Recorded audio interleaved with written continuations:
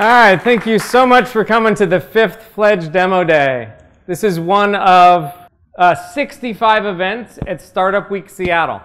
Right? And if you haven't been to any of these events, well, at least you picked the best one to come to. A really big thank you to Startup Week. It's been an amazing event series so far. An even bigger thank you to the team at Impact Hub Seattle. This has been the base camp for this event series, and it's also the home of Fledge. For those of you watching online, if you haven't visited the hub, it's an amazing place. It is a city block of social change, something you really have to see. So that video that was playing there, that was the highlight reel of Fledge Demo Days 1 through 4. That was 25 impactful companies that are out making the world truly better.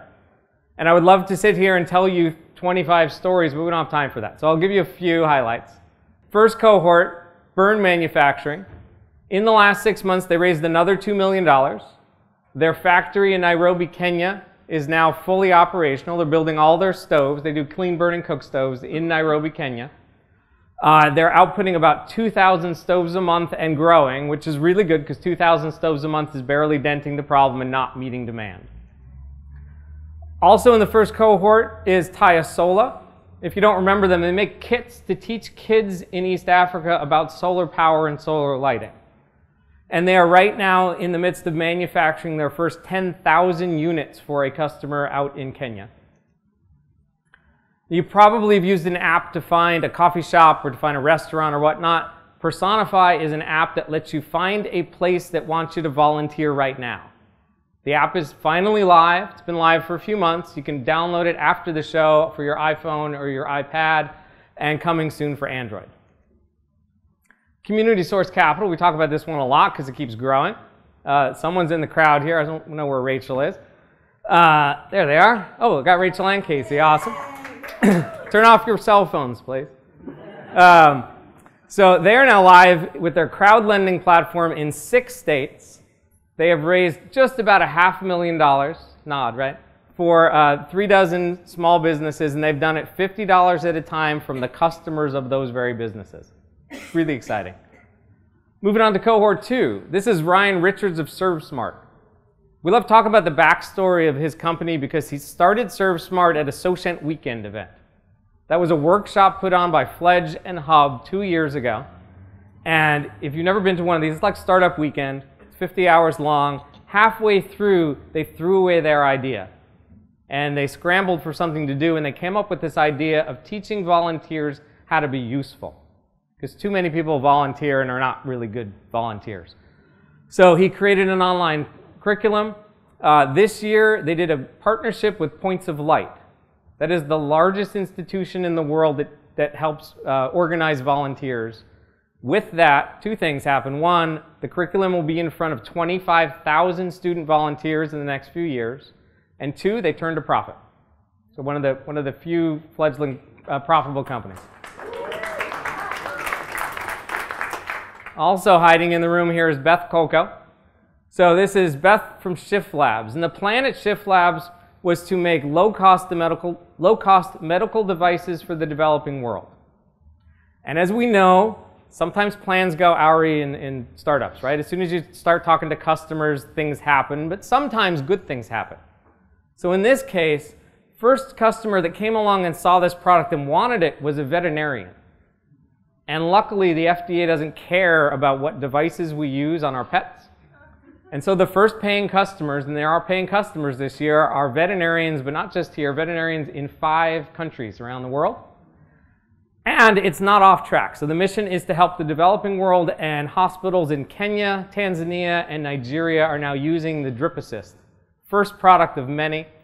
The second product goes live beginning of next year, and the third product may get invented this weekend. If you're interested in global health, I know some people back there are. There's a hackathon to help Ebola run by Shift Labs this weekend. All right, this is Bert Hamner of HydroBee. He's also in the room here. Bert's first company he funded by winning business plan competitions.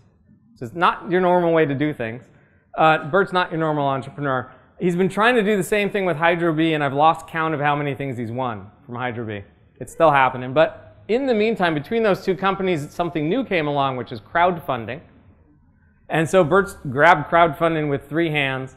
The Indiegogo campaign for the Hydro-Bee, it's a small battery and turbine size of a soda can. You attach things to it like wind turbines and water turbines, or strangely enough, you plug it into your fire. He'll explain that. That Indiegogo campaign goes live later this month, and then a Kickstarter for the Firebase thing goes live 2 weeks later. So he's aiming to be the first person ever, the first company ever to do both Indiegogo and Kickstarter at the same time. So we'll see how that goes. And then 6 months ago, moving on to cohort 4 here, this entrepreneur, 23-year-old Ellie, should be 24 by now perhaps, he stood up on this stage and he told this story. He took $6,000 of his own money and created the largest fruit and vegetable aggregator in Tanzania. That's pretty impressive. And he said on stage, it was the end of the first quarter, he had done about $250,000 worth of business in the first quarter of this year from a $6,000 investment 2 years earlier. Well, he's on track to do about $1 million in business, and we haven't even started funding him yet. So, in order to help him get funded, we turned to Kiva.org. Because if you know Kiva.org, I see a lot of nods in the room, they do micro-lending to entrepreneurs in the developing world, and here we got one. But normally on Kiva, you do a loan and it's $200 or $300 or $500, and he's doing $1 million business. We need more money than that. So we put up a loan of $7,500. And my account managers over at Kiva, they said, you know, that's a lot. Maybe it won't fund. I said, no problem. We know how to do crowdfunding. We've done it with Bert. We'll finish it off. But lo and behold, less than 2 days later, $7,500 was funded, which is awesome, but still not enough to make a dent in this business. So we grabbed a half dozen accredited investors. I see 3 of them in the room here. And we put together a package and we sent and wired last week $50,000 to put in some of the first irrigation projects in all of Tanzania. If that goes well, we'll add more into that. So with that success at Kiva, we tried it again. And we went double size. So this is Juabar. We set up a campaign about a month ago for $15,000. That was enough money to build 20 of those solar-powered kiosks you see behind Olivia up here. And again, the people at Kiva said, well, that's a lot of money. It might take 30 days, right? It may not fund at all. And this one went in 26 hours, right? It takes a while to get Kiva money, so we're waiting. It should come next week. We'll get this off to Tanzania, and by January or so, they'll have 50 Juabars spread around Tanzania. All right, so that's just highlights of some of them. There are others. I didn't just pick the best ones.